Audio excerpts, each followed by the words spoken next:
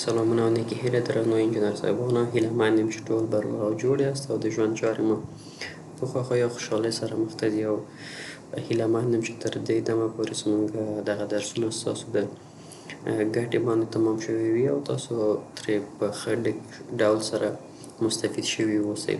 درنو انجینر صاحبانو د اوټوکیټ په تیرو درسونو کې یا په تیر لکچرونو کې موږ او تاسو د اوټوکیټ له انټرفیس سره آشنایي ترلاسه کړه او په دغه درس کې موږ او تاسو غواړو چې د ډرا نور پاتې آپشنونه باندې خبرې وکړو چې موږ په تیر لکچر کې د لاین په هکله مفصلا بحث وکړ. نن هم راځو خپل درس له کنسترکشن لاین څخه پیلوو. کنسترکشن لاین چې د انجینر صاحبانو د ایکس لاین په نوم هم مشهور ده او ډیر د ایکس لاین په واسطه دی پیژني. د دې شارټکټ چې د ایکس ده، ایکس انټر د دې شارټکټ ده چې کولی شو په مختلف ډولونو سره د نه استفاده وکړو. یو خو داسې ده انجینر صاحبانو چې موږ په هر زاویه چې وغواړو موږ کولی شو د دغه ایکس لاین څخه استفاده وکړو چې دغه ایکس لاین انجینر صاحبانو مبدا او انجام معلوم نه ده، یعنی په لایه تناهي کې دا قرار لري، هم د ایکس په محور هم د زید په محور. دغه کنسترکشن لاینونه هغه موقعیت ده او موږ نشو کولی د دې انجامونه پیدا کړو.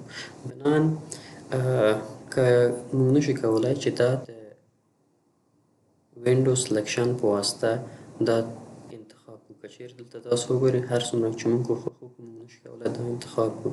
نو که چیرې موږ غواړو چې دغسې ډول لاینونه ډیلیټ کړو یا حذف کړو موږ باید د کراس سلیکشن څخه استفاده وکړو او دا ډیلیټ کړو. دا یو څو آپشنونه هم لري انجینر صاحبانو چې زه غواړم مثلا کله چې تاسو پرې کلیک وکړئ دلته یو څو نور آپشنونه څه کېږي رابرسېره کېږي او ښکاره کېږي چې یو هارزنټل ده، بل ورټیکل ده، بل انګولر ده، بل بایسیټ ده او بل بایسیټ ده او آفسیټ ده. هارزنټل مثلا تاسو غواړئ چې یو هارزنټل ایکس لاین تاسو چې کوئ ترسیم کوئ نو تاسو کولی شئ د افقي هماغه هارزنټل څخه استفاده وکړئ او هر څومره چې تاسو غواړئ هماغومره تاسو رسمولی شئ، که حتی په میلیونونه او په میلیاردونه که چیرې تاسو وغواړئ استفاده کولی شئ او تاسو پکې د خپل خوښې شمېر او ارقام چې څومره ضرورت لرئ تاسو دغه آپشن په واسطه کولی شئ افقي او عمودي ایکس لاینونه انتخاب کړئ. مثلا غواړئ اوس عمودي انتخاب کړئ، کله چې ایکس لاین باندې راغلی راشئ دلته ورټیکل یا دلته راشئ دې په واسطه انتخاب کړئ یا هم وي ووهئ فقط او انټر یې کړئ. نور وګورئ همدغسې اوس هم هغه ایکس لاینونه موږ ته ترسیمیږي چې عمودي حالت لرونکي دي. د دې تر څنګ انجینر صاحبانو دا موږ سره د ایکس لاین په هکله چې عمودي او افقي ډول یې موږ سره اوس آفسیټ ده، یو آفسیټ ده یو بایسیټ ده چې دا څنګه استفاده کېږي. که چیرې زه راشم دلته یو لاین رسم کړم په دغې زاویې سره او زه وغواړم چې داسې یو ایکس لاین رسم کړم یا داسې یو ایکس لاین زه ترسیم کړم چې د دې سره چې وي مثلا دغې کرښې سره موازي قرار ولري. وګورئ دغسې ایکس لاین اوس موږ ته رسموي چې دغې لاین سره اوس په موازي حالت کې قرار لري. نو موږ کولی شو چې د ایکس لاین د بایسیټ په واسطه یا هم د آفسیټ په واسطه دغه آپشن په دغه ډول سره استعمال کړو. او تر څنګ راشئ مثلا تاسو غواړئ د بایسیټ موږ سره کوم وظیفه اجرا کوي تاسو داسې یو ایکس لاین انتخابوئ چې یو ځانګړې زاویې په واسطه چې هر زاویه تاسو غواړئ نو تاسو ورکولی شئ. تقریبا دغسې کارونه لري. دا موږ سره د ایکس لاین په هکله. بل آپشن چې موږ او تاسو په ډرا برخه کې لرو انجینر صاحبانو هغه د پولي لاین آپشن ده چې پی یې د ده شارټکټ ده او موږ کولی شو د پی انټر په واسطه د پولي لاین څخه استفاده وکړو او دغه کم برخو کې موږ سره استفاده کېږي. ګورئ انجینر صاحبانو د لاین او پولي لاین توپیر باندې چې زه تاسو ته ووایږم مثلا تاسو دغسې یو پولي لاین رسم کړئ د پولي لاین او د لاین توپیر دا ده چې پولي لاین چې ده انجینر صاحبانو له یو بل سره پیوست ده، صحیح ده، تقریبا یو لاین ده چې پولي لاین او لاین بیا بل توپیر یې دا دی مثلا یو لاین ما دلته رسم کړم، یو مې دلته، اوس توپیر یې په څه کې دی؟ کله چې تاسو راشئ لاین انتخاب کړئ، د انتخابولو په واسطه فقط هماغه یو ټوټه خط یا هماغه یو ټوټه لاین انتخابېږي، مګر دغه پاتې نورې خپل حالت کې څه کېږي قرار نیسي. مګر پولي لاین که چېرې تاسو انتخاب کړئ ټول پولي لاین څه کېږي ټول یې انتخابېږي او موږ کولی شو ورڅخه استفاده وکړو. دا پولي لاین موږ سره په آزاد ډول سره یو لاین د په آزاد ډول سره موږ کولی شو چې ترې استفاده وکړو. مثلا یو څوک موږ نه پوښتنه کوي ډېر لاینونه دي، موږ ته وایي چې په دې کې پولي لاین کوم یو دی او لاین کوم یو دی، بیا څنګه پېژنو بغیر د هغه نه. که چېرې تاسو راشئ دلته یو کلیک وکړئ او یو کلیک دلته پام وکړئ انجینر صاحبانو د دغه ټوټه خط او د دغې خط ترمنځ دلته درې مربعګانې موجود دي، ولې دلته یو مستطیل ده. په پولي لاینونو کې عموما انجینر صاحبانو د هغې تشخیص د دغې په واسطه هم کولی شو چې د پولي لاینونو په منځ کې بیا یو مستطیل وي، ولې په لاینونو کې همیشه دغسې مربعګانې موجود وي. یو بل سوال داسې بعضې وخت مطرح کېږي له موږ او تاسو څخه چې آیا کولی شو چې یو لاین په پولي لاین تبدیل کړو؟ مثلا دغسې یو لاین موږ ته راکړی وي، آیا موږ کولی شو چې دغه پولي لاین په لاین بدل کړو؟ په ډېره اسانۍ سره موږ کولی شو چې دغه لاین په پولي لاین باندې تبدیل کړو. راځو ټول همدغه ترسیم شوي لاینونه انتخابوو، بعد د هغې نه د جې انټر په واسطه چې د جوینټ وګورئ جوین همدغه جې چې تاسو کلیک کړئ او انټر کړئ دغه لاین موږ سره په څه شي بدلېږي په پولي لاین. وموږ اوس یو پخوا چې یو لاین د دې یو ځای کولو په واسطه د جې انټر په واسطه موږ دغه په پولي لاین بدل کړو. اوس یو څوک موږ ته بېرته غواړي چې دغه پولي لاین موږ په لاین بدل کړو، راځو همدغه انتخابو او د ایکس انټر په واسطه ایکسپلود باندې کولی شو چې دغه بېرته په یو لاین بدل کړو. دا موږ سره د پولي لاین په برخه کې. او پولي لاین انجینر صاحبانو بل کوم خاص آپشن نه لري، نو بناً همدغه یو استعمال چې په آزاد ډول سره یا په آزاد لاس سره موږ کولی شو یو خط ترسیم. بیا وروسته انشاءالله په پروژو کې بیا تاسو پوهیږئ د دې د استعمال په مواردو باندې چې څنګه استعمالیږي او باید څنګه ترېنه ګټه پورته کړو. بل آپشن موږ سره چې د انجینر صاحبانو هغه د پولیګون ده. پولیګون څه ته ویل کېږي؟ سوزلي. موږ سره سوزلي یو څلور ځلي، پنځه ځلي، شپږ ځلي، اووه ځلي دغسې یو سوزلي چې موږ غواړو ترسیم کړو د پولي لاین څخه استفاده کوو. مثلا که چېرې تاسو راشئ او پولي لاین انتخاب کړئ، پولي لاین مو انتخاب کړ، دلته تاسو ته یو آپشن فعالیږي وایي پولیګون انټر نمبر آف سایډ. که چېرې تاسو د پولیګون سایډونه انتخاب نه کړئ نو دا عموما څلور سایډه ورته ورکوي چې تاسو خپله ګورئ په شین خط سره دلته خپله په اتومات ډول څلور ځلې ورته ورکړي، مګر هر څومره ځلې چې تاسو غواړئ تاسو کولی شئ لکه اووه، اته، نهه، لس. نو د مثال په ډول موږ راځو اته ځلې ورته ورکوو، انټر کوو یې. اوس راځو وایي سپیسیفای سنټر آف پولیګون، د پولیګون سنټر انتخابو. مثلا دغلته ما سنټر انتخاب کړ، د دې په انتخابولو سره دفعتاً موږ ته بل آپشن فعالیږي چې یو ته یې ویلی ده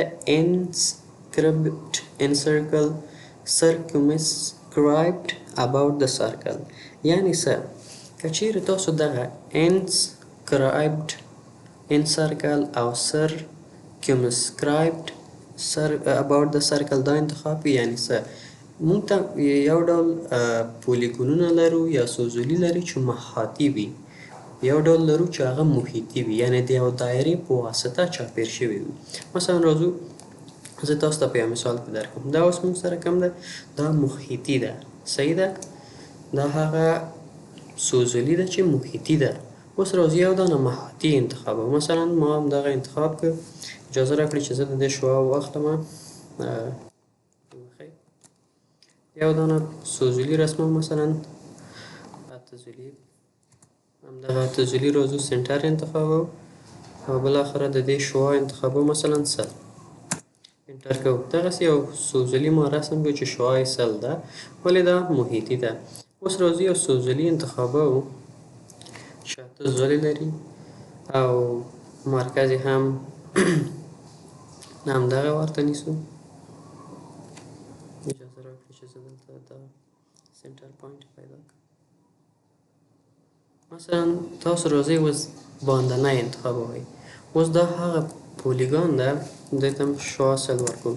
اوس وګورئ، اوس دا هغه پولیګون ده چې یو یې محاطي ده یو محیطي. که چیرې د دوی په منځ کې زه راشم یو دایره ورکړم، دایره به د دغې یو چې دا محیطي ده محاطي ده د دایرې په واسطه به احاطه شوی وي، او هغه بل به چې شی وي محاطي وي چې دایره به یې احاطه کړی وي. دا زموږ سره د پولیګون هغه د استعمال موارد د اپشنونه چې دي انجینر صاحبانو. مثلا یو نقطه مو ورته انتخاب کړه، بعد دغه نه چیرې تاسو راشئ وګورئ، نور په اسانۍ سره هر څومره ځله چې تاسو وغواړئ کولی شئ ورته ورکړئ او ترسیم یې کړئ. د دې تر څنګ انجینر صاحبانو موږ سره بل اپشن چې ده په ډرا برخه کې هغه د ریکتینګل ده. ریکتینګل یا هم مستطیل. مستطیلونه په مختلفو ابعادو سره او مختلف اپشنونه لري. موږ کولی شو چې د هغې په واسطه یې دغه کړو ترسیم کړو. مثلا دلته موږ سره چمفر ده، الیویشن ده، فلټ ده، تکنس ده او ویډ ده. که چیرې په داسې ډول سره موږ راشو غواړو یو داسې مستطیل رسم کړو چې د هغې طول 100 متره وي او عرض یې 50 متره. په لومړي کې چې تاسو ګورئ په دغه شین خط سره چې دلته موږ او تاسو ته ښکاري، موږ دلته غواړو د ده عرض مثلا ورکړو. عرض یې 100 سانتي. اوس غواړو د ده وښیي دا طول یې 100 سانتي، عرض یې غواړو 50 سانتي وي. بیا چې شي څخه استفاده کوو د ټیپ بټن په کېکاږلو سره موږ ته د هغې عرض هم څه کېږي روښانه کېږي چې 50 وهو او انټر کوو. موږ ته اوس دغسې یو مستطیل ترسیم شو چې د هغې طول 100 متره دی او عرض یې 50 متره.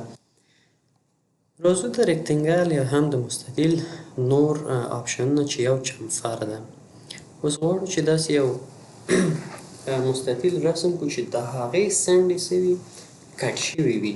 اوس زه راځم مخکې د دې څخه چې د خپل مستطیل لپاره موقعیت انتخاب کړو چې څه کوو چمفر انتخابوو یا سی چې د هغې شارکټ ده د سی په کېکاږلو سره. اوس راځو دلته ویلی دی وایي specify first chamfer distance for rectangle. وایي د هغې دپاره لومړۍ فاصله انتخاب کړئ. زه وایم چې 10 سانتي دي. بیا راځو انټر وهو. اوس ویلی specify second chamfer distance for rectangle. اوس وایي تاسو دویم فاصله د دغې مستطیل لپاره انتخاب کړئ. نو د هغه دپاره هم زه 10 انتخابوم. اوس راځو خپل مستطیل لپاره موقعیت ټاکو. مثلا زموږ او ستاسو د مستطیل موقعیت دغه دی، طول یې زه وایم چې 100 سانتي وي، ټیپ وهو عرض یې وایم چې 50 سانتي وي. اوس تاسو وګورئ دغسې یو مستطیل موږ او تاسو ته ترسیم شو چې د هغه دغه څنډې کټ شوی ده. نو هدف یې د لومړي فاصلې او دویم فاصلې څخه څو که چیرې موږ او تاسو راشو دلته یو لاین رسم کړو وګورئ او دلته هم یو دغې ته ادامه ورکړو. اوس راشو دا ټریم کړو. اوس ښه وګورئ انجینر صاحبانو له دې هدف څه ده، یعنې دغه فاصله او دغه فاصله څومره ده؟ اوس وینئ چې 10 سانتي ده او دغه فاصله دې ځای نه تر دې ځای پورې څومره ده؟ دا هم 10 سانتي ده. وینئ چې 10 سانتي. نو پس بنان هغه ډسټنس څخه هدف دا ده. دا موږ سره یو چمفر شوی ریکتینګل یا هم مستطیل. په دویمه برخه کې انجینر صاحبانو راځو د الیویشن. خو مخکې د الیویشن څخه اجازه راکړئ چې زه فلټ استفاده کړو، بیا به راشو الیویشن ته. مثلا زه راځم دلته ویل specify flat radius for rectangle. وایي تاسو هغه د فلټ شعاع انتخاب کړئ د دغې مستطیل لپاره. زه وایم چې د دې شعاع باید وي 20 سانتي. انټر. وایي specify first corner point or اول شی کوي لومړنۍ څنډه وایي تاسو انتخاب کړئ. دغه د ما انتخاب کړ. مثلا د طول هم 100 سانتي وي، عرض یې 50 سانتي وي. اوس تاسو وګورئ انجینر صاحبانو موږ ته یو فلټ شوی یعنې د یو دایره شوی یا یو څنډې لرونکی مخکې چې و هغه کټ شوی و ولې دا شی د یو منحني په واسطه تاو شوی چې د دغې منحني یا دغې قوس شعاع چې د انجینر صاحبانو څو ده 60 سانتي ده یا هم د دغې قوس شعاع 60 سانتي په واسطه موږ ته دا فلټ کړ. بله برخه راځو انجینر صاحبانو د ریکټنګل کې هغه موږ ته تکنس ده یا ډبلوالی چې د هغې شارکټ هم ټي ده. اوس راځو وایي سپیسیفاید تکنس فور ریکټنګل وایي هماغه تکنس یا ډبلوالی د دغې مستطیل لپاره انتخاب کړئ. زه راځم هغې دپاره وایم چې د دغې ډبلوالی د مثلا 15 سانتي وي. انټر وهو وایي سپیسیفای فرست کارنر لومړی برخه. اوس راځو دغه څه کوو اوس وګورئ موږ ته داسې یو مستطیل رسم شوی ده چې هغه نورو مستطیلونو په نسبت انجینر صاحبانو چې شی ده تکنس یې ډېر ده. که چیرې هغې 1 سانتي و د ده به 10 سانتي وي. همدغسې راځو په بله برخه کې چې څومره یې ډېر کړي بیا خپله واضح ښکاري. اوس هم راځو په بله برخه کې د ویټ واید ده یا هم هماغه پراخوالی. راځو دلته وایي سپیسیفای لاین واید فور ریکټنګل دارم ښایي ویډ انتخابو مثلا 50 سانتي. اوس راځو تاسو وګورئ موږ ته داسې یو مستطیل رسم شو چې د هغې دغه ډبلوالی یا عرض د خطوطو 50 سانتي ده. دا و د ریکټنګل هغه عرض د خطونو عرض. اوس هم راځو الیویشن ته. مثلا زه راځم زه وایم زما وایي سپیسیفای د الیویشن فور ریکټنګل. د الیویشن فور ریکټنګل زه وایم چې د ارتفاع یا هم دغه څومره وي 40 سانتي. اوس راځم فاصله یې دغسې انتخابوم اختیاري. خو د دې انجینر صاحبانو د دې او د دې فرق په څه کې ده؟ د دې او د ده فرق عموما موږ مخکې تاسو ته ویلو چې اوټوکیډ سافټویر هم په 2D برخه کې استعمال موارد لري هم په 3D کې. کله چې راشو موږ او تاسو ایزومتري انتخاب کړو انجینر صاحبانو ریالستیک دلته ټاپ ویو اوس وګورئ دلته که چیرې تاسو پام وکړئ زموږ او تاسو دغه مستطیل د دې مستطیل سره توپیر په دې کې ده چې انجینر صاحبانو دغه مستطیل ارتفاع له دې څخه ټیټ ده. یعنې دا چې دا په یو ارتفاع سره یعنې په یو الیویشن سره دا ترسیم شوی ده. پس بنان بیرته که چیرې ټاپ ته راشو هماغسې ښکاره کېږي. نو دا موږ سره د ریکټنګل په برخه کې آپشنونه چې موږ او تاسو ولوستل. که چیرې غواړئ بیرته خپل لومړني حالت ته راشئ انتخاب وکړئ مثلا چمفر ووهئ انټر یې کړئ او څه یې کړئ صفر انتخاب کړئ چمفر صفر شو او بیرته راشئ بیا ریکټنګل انتخاب کړئ. الیویشن دپاره ای انټر الیویشن 40 ده بیرته دې صفر شي ارتفاع مثلا فلټ ده موږ سره فلټ اف انټر 20 ده صفر دې انتخاب شي مثلا تکنس ده ټي انټر یا هم هماغه ډبلوالی ټي انټر 15 دا دې هم صفر شي او ویټ ده ډبلیو انټر 50 ده دا دې هم صفر شي. پس بنان زموږ هغه مستطیل خپل لومړنی حالت ځانته غوره کړ. بل آپشن چې د موږ سره انجینر صاحبانو هغه د ارک ده یا قوس چې ورته ویل کېږي. ارک هم موږ سره قوسونه موږ کولی شو مثلا داسې یو قوس انتخاب کړئ چې د مثال په ډول یو څنډه یې په دغلته موقعیت ولري دویم یې دلته او دریم موږ سره بیا مرسته کوي چې زموږ دغه قوس شعاع څومره وي عرض یې څومره وي. نو دغسې هر خواته که چیرې دې خواته یې وکړو هم استعماله کېږي دې خواته. پس بنان دغسې د ارک څخه استفاده کولی شو شعاع هم ورته ورکولی شو. اوس مثلا تاسو یو قوس غواړئ انتخاب کړئ چې د هغې شعاع څومره وي مثلا زه وایم 100 وي. اوس داسې یو قوس موږ ته ترسیم شو چې د هغې شعاع 100 ده. اوس هم راځي انجینر صاحبانو بل اپشن موږ سره د سرکل ده یا هم د دایره چې د دایرې اپشن موږ تاسو پخوا هم لوستی وم ما تاسو ته تشریح کړی وم مثلا 3.2 همدغسې مثلا داسې یو قوس تاسو غواړئ چې داسې یو دایره وښیي داسې یو دایره غواړئ چې د دوو نقاطو څخه تېر شوی وي دریو نقاطو نه ما تاسو ته تشریح کړی خو مثلا ساده دایره غواړئ تاسې د سلو شعاع په اندازه ترسیم کړئ دغسې ترسیمیږي غواړئ داسې یو قوس انتخاب کړئ یا داسې یو دایره ترسیم کړئ چې د دوو نقطو څخه مماس وي مثلا 2 پوینټ واخلو مثلا یو سنډی دا شي او بله سنډی دا اوس دغسې یو دایره موږ سره رسم شو چې دغسې یو 3 پوینټ هم هماغسې کېږي دا موږ سره د سرکل په برخه کې بل موږ سره بل اپشن په ډراپ برخه کې ده هغه ریویژن کلاوډ ده موږ سره دغسې یو خط رسم کېږي چې د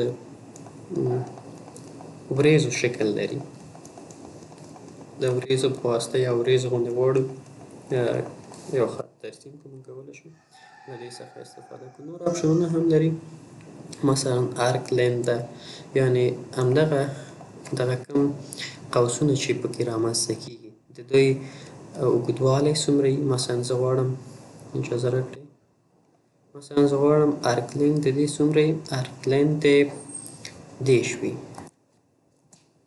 اوس راسئ د ټولو د ځانګړو ارک لینتونه به څه وي 10 به وي همدغسې نور اپشنونه هم لري چې آبجکټ د ریکټینګولر اوس مثلا داسې یو ارک انتخابوي چې هغه ریکټینګولر وي مثلا دغسې وي تاسو وینئ دغسې یو ریکټینګولر ارک تاسو غواړئ استفاده کوئ پولیګون وي فری هینډ وي مثلا پولیګون تاسو غواړئ دا پولیګنال شکل ارک ته ترسیموي همدغسې بل موږ سره فری هینډ ده چې فری هینډ دغسې موږ کولی شو له هر یو څخه استفاده وکړو همدغسې بل اپشن چې پکې وه هغه فکر کوم چې سټایل ده موډیفای ده همدغسې مختلف سټایلونه باندې وینئ مختلف سټایلونه چې تاسو غواړئ کولی شئ موډیفای ده په دغه برخه کې موږ دغسې د دې څخه موږ استفاده کولی شو نو بیا تاسو په خپلو پروژو کې په راتلونکي کې بیا پوهیږئ چې نور کوم ځای کې موږ د هغې څخه استفاده کولی شو د ایکس لاین څخه او پولي لاین څخه خپل ځانګړي د استعمال موارد لري بل موږ سره اسپي لاین دی یا منحني خطونه دي مثلا دغسې دې څخه موږ کولی شو چې استفاده وکړو مثلا د مثال په ډول زه دغسې یو اسپي لاین انتخابومه صحیح شو نو دغه اسپي لاین موږ کولی شو چې بیا د دې دغه هم ښکته او پورته کړو د دغې مربعاتو په واسطه یا یې له منځه ویوسو حذف یې کړو نو کولی شو چې له دې څخه استفاده وکړو مثلا تاسو غواړئ دلته یو دانه د دې حذف کوئ کولی شئ یا ټول یو شانته کوئ هم کېږي دا موږ سره د سپی لاین او بل هم موږ سره بیضویانې دي الیپس یا بیضوي موږ غواړو یو بیضوي رسم کړو چې د مثال په ډول دومره شعاع ولري یا 100 سانتي شعاع ولري کولی شو دغسې یو بیضوي څه کړو انتخاب کړو یا هم ترسیم کړو یا دغسې یو بیضوي چې له دوو څنډو څخه یا د یوې څنډې څخه تېر شوی وي د خپل بیضویانو نو موږ کولی شو مختلف الیپسونه د په واسطه څه کړو انجینر صاحبانو ترسیم کړو او ترې ګټه پورته کړو چې دا هم بیا خپله په درې بعدي کې په دوه بعدي کې د خپل استعمال مهارت لري او په آخر کې هم موږ سره چې ده قوس ده یو دغه ارک و بل دغه موږ سره الیپس ارک ده الیپس ارک او د دې فرق همدغه ده چې دا یو ډول بیضوي شکل لري دغسې انتخاب کېږي نو هماغه دایرې او الیپس شکل تاسو وینئ چې دا هم موږ کولی شو د هماغه ارک په واسطه یا ارک په شکل استفاده کړو سمه ده انجینر صاحبانو او دا موږ او تاسو سره د ډرا اپشن چې موږ د لاین او ایکس لاین او پولي لاین او همدغسې د پولیګون او ریکټینګل ارک و سرکل و ریویژن کلاود و سپیلاین و همدغسې الیپس او الیپس ارک. دغه موضوعات موږ او تاسو په مفصل ډول پرې بحث وکړ او تاسو هم انجینر صاحبانو کولی شئ چې ځان سره یو ځل پریکټس کړئ، تمرین یې کړئ یو دوه درې ځلې او کوشش وکړئ چې دغه کوم شارټکټونه چې دي ځان سره حفظ کړئ. مثلا یو څه چې مانه پاتې نه شي په آخره کې څنګه پوه شو چې دغه موضوع یا دغې آپشن شارټکټ کوم څه شی دی. مثلا دلته راغلی تاسو وګورئ انجینر صاحبانو دغلته اوس مثلا د هاریزنټل آپشن شارټکټ چې شی ده، د ورټیکل چې شی ده، د انګولر چې شی ده. انګولر وګورئ ای ان جي ده مګر دغه ان او جي په تور خط باندې ترسیم شوی، ای چې ده په آبي. همدغه آپشنونه چې په آبي باندې ترسیم شوی وي دا یې شارټکټونه وي او موږ کولی شو له هغې څخه استفاده وکړو. مثلا زه راځم هاریزنټل یو دانه ایکس لاین انتخابوم یا ترسیموم، اچ وهم انټر کوم. اوس وګورئ خپل افقي حالت غوره کړ. نو بناً په دغې په واسطه کولی شو چې شارټکټونه زده کړو. نو درنو انجینر صاحبان د اوس دپاره به همدومره درس کافي وي، خو له تاسو څخه ډېر په هیله کوو تر څو زموږ یوټیوب چینل در سره سبسکرایب کړئ او له نورو ملګرو سره یې شریک کړئ. مننه، ښه وخت، ښې چا